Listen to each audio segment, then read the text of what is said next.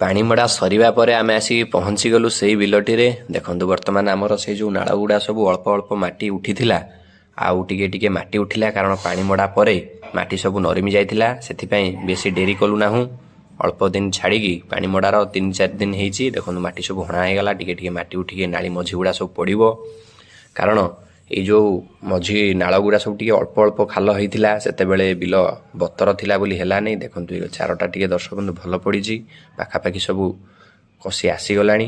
ଦେଖନ୍ତୁ ଏଇ ଗୋଟିଏ ବୁଦା ଏ ବିଲରେ ଅଣ୍ଟିଆ ଥିଲା, ଆଉ ନହେଲେ ସବୁ ଗୁଡ଼ାକ ମାଇ। ଆଉ ଯଦି ଅଣ୍ଟିଆ ଥିବ କିନ୍ତୁ ଆସିନି, ଏଇ ଗୋଟିଏ ବୁଦାରେ ଆସିଛି ଆମେ ଜାଣିଦେଲୁ। ଫୁଲ ଗୋଟେ ଗୋଟେ ଫୁଟିଲାଣି। ଦେଖନ୍ତୁ ଭାଇ ଏମିତି ସବୁ କାମ ଚାଲିଛି, ଦାଦା ଆଉ ବାପା ହେରିକା ସମସ୍ତେ ଆସିଛନ୍ତି, କାମ ଚାଲିଛି। ମାଟି ଉଠିକି ସବୁ ଆମେ ନେଇ ଆସିଛୁ।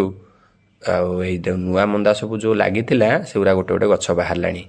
ପୂର୍ବ ଭିଡ଼ିଓରେ ଦେଖେଇଥିଲି ଗଛ ବାହାରି ନଥିଲା, କିନ୍ତୁ ବର୍ତ୍ତମାନ ବାହାରିଗଲାଣି। ଫୁଲ ମଧ୍ୟ ଗୋଟେ ଗୋଟେ ଫୁଟିଲାଣି।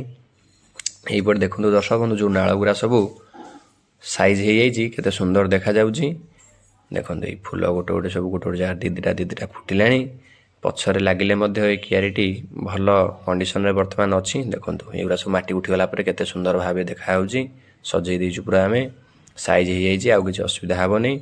ଆଉ ଦର୍ଶକ ବନ୍ଧୁ ଦେଖନ୍ତୁ ଗୋଟେ ଗୋଟେ ବୁଦା ସବୁ କେତେ ଭଳିଆ ଗଛ ପିଲ ଦେଇକି ବାହାରିଛି।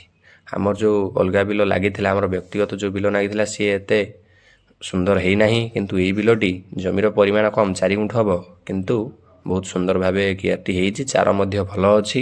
ସେଥିପାଇଁ ଆମେ ଏହାକୁ ଯତ୍ନରେ ଭଲ କି ଟିକେ ଜଗାରଖା କରି କରୁଛୁ କାମଧନ୍ଦା। ଦେଖନ୍ତୁ ଏଇ ଫୁଲ ଗୋଟେ ଗୋଟେ ସବୁ ଫୁଟିଲାଣି।